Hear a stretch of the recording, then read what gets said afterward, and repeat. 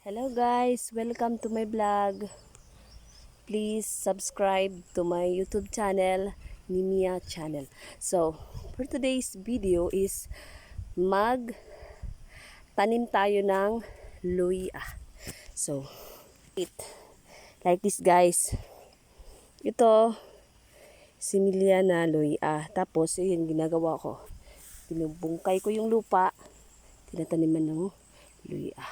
Like this lang siya guys. Ganyan siya guys.